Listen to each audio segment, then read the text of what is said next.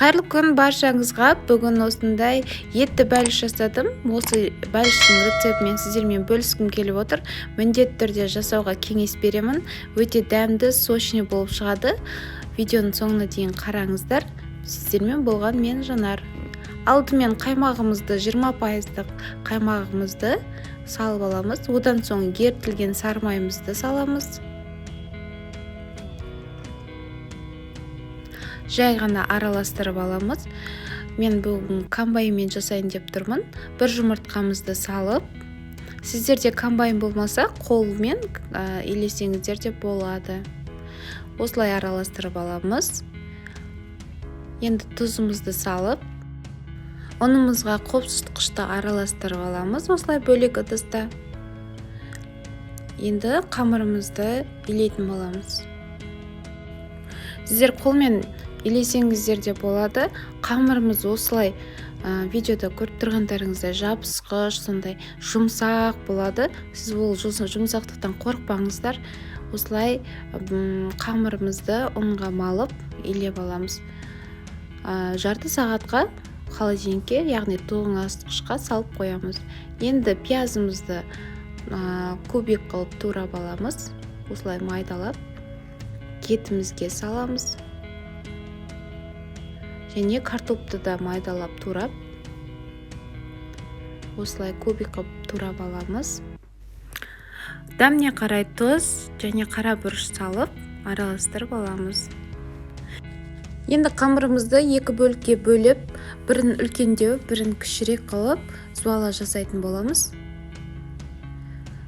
Міне видеода көріп тұрғандарыңыздай, мен бірін үлкендеу қылып алдым, екіншісін кішірек. Үлкендеуін астына төсейтін боламыз қамырымызды. Енді осы үлкен қамырымызды жайып аламыз. Листіміздің размеріне қарай жайып аламыз. Міне осылай жайып алдым. Тым жұқада болып кетпеу қажет. Енді листімізге орналастырамыз. Міне осылай шет-шетін жоғары қарай тартып, осылай жайып аламыз. Енді жаңағы салмамызды салып, бір тегіс қылып, жайып саламыз. Видеода көріп тұрғандарыңыздай барлық жерге тиюі қажет, бірде болу қажет, өйткені бір шеті тым жұқа, бір шеті тым қалың болып қалса, биіктігі де өзінің формасын да бұзатын болады. Енді екінші қамырымызды жайып, міне осылай осы қамырымызды енді листіміздің үстіне осылай бетін жабамыз. Енді шет-шетін бір-біріне біріктіріп, айналдыра шығамыз. Не осылай видеода көріп тұрғандарыңыздай барлық жері жабу қажет. Міне осылай бүгіп болғаннан соң, осылай үстін басып қоямыз. Мен айналдырып бүгіп алдым. Және шаншқымен үстін шаншып шығамыз. Көтеріліп кетуі мүмкін, ауасы шығу үшін шаншқымен шаншып шығамыз. Енді жұмыртқаның сарысын салып, видеода көріп тұрғандарыңыздай жан-жағына жағып, барлық жеріне тию қажет. Емесе қызыл болып, әдем болып піспей қалуы мүмкін. Бір шеті ақ, бір шеті қызыл болып.